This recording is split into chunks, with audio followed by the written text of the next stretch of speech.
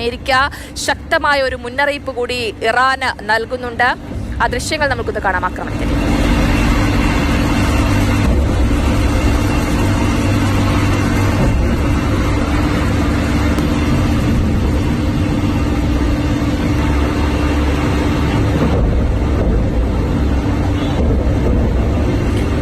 കൂടുതൽ വിവരങ്ങളുമായി അശ്വജിത്ത് തുടരുന്നുണ്ട്. അശ്വജിത്ത്, വലിയൊരു ആക്രമണമാണ് അമേരിക്ക നടത്തിയിരിക്കുന്നത്. അപ്പോൾ ഇറാന്റെ ഭാഗത്ത് നിന്ന് എന്തെങ്കിലും വിശദീകരണം അല്ലെങ്കിൽ ഒരു പ്രതികരണം ഇക്കാര്യത്തിൽ ഉണ്ടായിട്ടുണ്ടോ അശ്വജിത്ത്?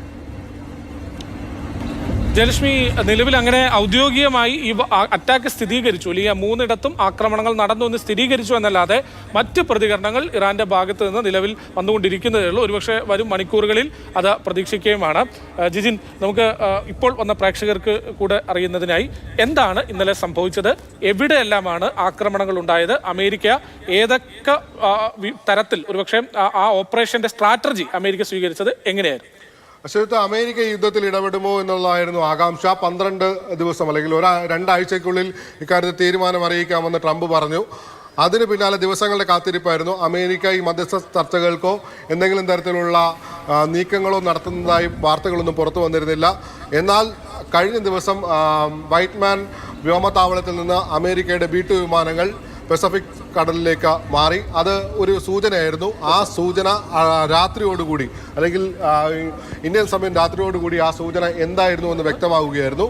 ഇറാനിലെ 3 ആണവ കേന്ദ്രങ്ങൾ, 1 ഫോർദോ, 2 നദാൻസ്, വളരെ സുപ്രധാനമായ ഒരു ആണവ കേന്ദ്രമാണ്, 3 ഇസഫാൻ.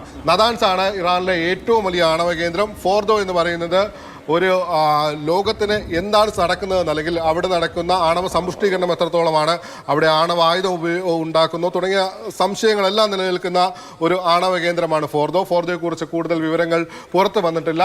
ഭൂമിക്ക് അടിയിലുള്ള ഒരു ആണവ കേന്ദ്രമാണ്. ഈ ഫോർദോയാണ് പ്രധാനമായും ലക്ഷ്യം വെച്ചതെന്ന് വേണം അനുമാനിക്കേണ്ടിയിരിക്കുന്നത്. കാരണം അമേരിക്കയുടെ ഒരു പ്രതികരണം ഫോർദോ ഈസ് ഗോൺ, ഇല്ലാതായിരിക്കുന്നു എന്നുള്ളതാണ് അമേരിക്ക. ഫോർദോ ലക്ഷ്യം വെച്ചതിന് പ്രധാനപ്പെട്ട കാരണം എന്ന് പറഞ്ഞാൽ ഫോർദോയിൽ അമേരിക്കയുടെ സഹായമില്ലാതെ ഇസ്രായേലിന് ഏതെങ്കിലും തരത്തിലുള്ള ആക്രമണം നടത്താൻ കഴിയാത്ത ഒരു മേഖലയാണ്. ആ മേഖലയിൽ ബങ്കർ ബസ്റ്റർ ബോംബുകൾ ഉപയോഗിച്ചുകൊണ്ട് ആക്രമണം നടത്തിയിരിക്കുന്നു. നദാൻസിലും ആ സമാനമായ ആക്രമണമാണ് നടത്തിയിരിക്കുന്നത്.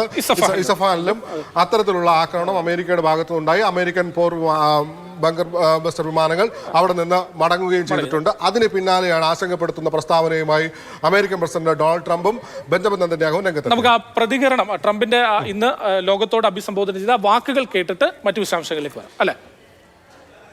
Iran, the bully of the Middle East, must now make peace. If they do not, future attacks will be far greater and a lot easier.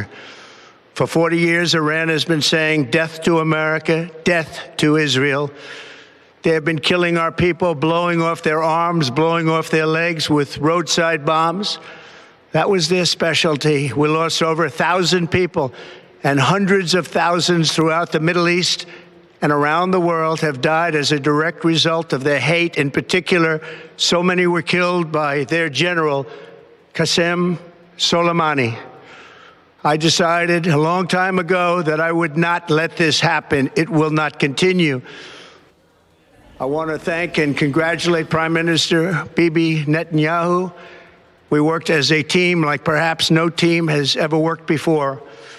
And we've gone a long way to erasing this horrible threat to Israel.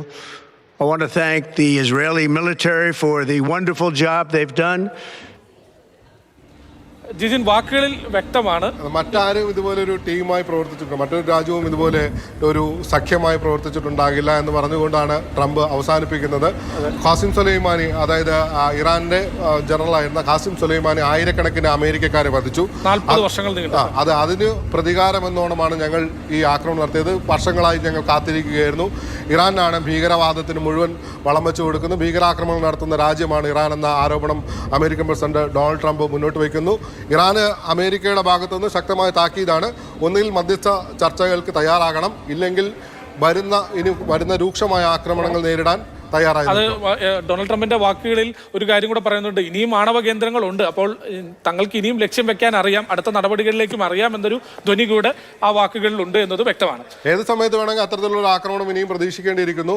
മറ്റ് ആണവ കേന്ദ്രങ്ങൾ, ഇത് ഈ ആണവ കേന്ദ്രങ്ങളോ അല്ലെങ്കിൽ ആണവ ഇതിനു വേണ്ടി പരീക്ഷണങ്ങൾക്ക് വേണ്ടി ഉപയോഗിക്കുന്ന മേഖലകളുമാണ് ഈ അടയാളപ്പെടുത്തിയിരിക്കുന്നത്. ഖോൻദാബ്, ലാവിസാൻ, മറിവാന, ബൊനാബ്, സംഗാദ്, ബുഷഹർ തുടങ്ങിയ മേഖലകളെല്ലാം തന്നെ ആണവ സമ്പുഷ്ടീകരണം അല്ലെങ്കിൽ ആണവ പദ്ധതികൾക്ക് ഭാഗമായുള്ള കേന്ദ്രങ്ങളാണ്. ഈ മേഖലകളിൽ വീണ്ടും ആക്രമണം നടത്തുമോ എന്നുള്ള ആശങ്ക ഇറാനുണ്ട്. ഇറാൻ കഴിഞ്ഞ ദിവസവും പറഞ്ഞിരുന്നു അമേരിക്ക ഈ വിഷയത്തിൽ ഇടപെടരുത്, ഇടപെട്ട് കഴിഞ്ഞാൽ ഇതിന്റെ സ്ഥിതി മാറും, ഇത് കൂടുതൽ സങ്കീർണമായി മാറുമെന്ന് ഇറാൻ പറഞ്ഞിരുന്നു. ഏതെങ്കിലും ഒരു തരത്തിലുള്ള മധ്യസ്ഥ ചർച്ചകൾക്ക് പോലും സാധ്യതയില്ലാത്ത തരത്തിലാണ് ഇത്തരത്തിൽ ഇന്ന് ഒരു ആക്രമണം ഉണ്ടായിരിക്കുന്നത്. ഒപ്പം ഈ ബെഞ്ചമിൻ നെതന്യാഹുവിന്റെ പ്രതികരണം ട്രംപിന്റെ അഭിസംബോധനയ്ക്ക് തൊട്ട് പിന്നാലെ വരികയുമുണ്ടായി. വളരെ സ്നേഹത്തോടു കൂടി, വളരെ സന്തോഷത്തോടു കൂടിയുള്ള ഒരു പ്രതികരണമാണ് നെതന്യാഹു ഇന്നലെ, ഒരുപക്ഷെ ഇന്നലെ അതിനു മുമ്പുള്ള ദിവസമാണെന്ന് തോന്നുന്നു, തങ്ങൾക്ക് ആരുടെയും സഹായം ആവശ്യമില്ല, ഒറ്റയ്ക്ക് യുദ്ധം വിജയിക്കാൻ അറിയാമെന്നൊരു പ്രസ്താവന കൂടെ നെതന്യാഹു നടത്തുകയുണ്ടായിരുന്നുണ്ട്. എല്ലാവിധ ശ്രമങ്ങളും ട്രംപിന് അല്ലെങ്കിൽ അമേരിക്കയെ യുദ്ധത്തിൽ ഇറക്കാനുള്ള എല്ലാവിധ ശ്രമങ്ങളും ബെഞ്ചമിൻ നെതന്യാഹുവിന്റെ ഭാഗത്ത് നിന്ന് ഉണ്ടായിരുന്നു. അമേരിക്കയോട് ആദ്യം ആവശ്യപ്പെട്ടത് B-2 വിമാനങ്ങളായിരുന്നു. ആ B-2 വിമാനങ്ങൾ അധിക ദിവസം വൈകാതെ തന്നെ അമേരിക്ക ആക്ഷനിലേക്ക് വരികയും ചെയ്തു. അത് എത്രത്തോളം ആഘാതമാണ് ഉണ്ടാക്കിയതെന്നാണ് നമുക്ക് അറിയേണ്ടിയിരിക്കുന്നത്.